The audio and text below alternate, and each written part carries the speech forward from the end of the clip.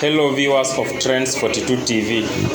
Today we are featuring Mr Orwa, a businessman in woodworks industry. Located in Nyamasaria, Kisumu County, Nairobi-Kisumu Highway, Orwa specializes in both household and office furniture.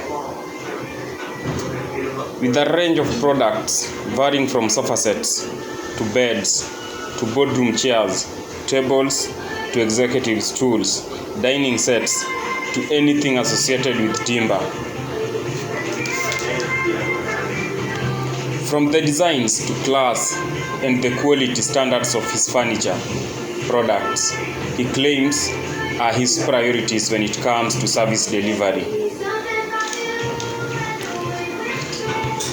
The soft-spoken Orwa also offers absolutely free training to orphans and those who wish to acquire carpentry skills, however much they cannot afford the fee.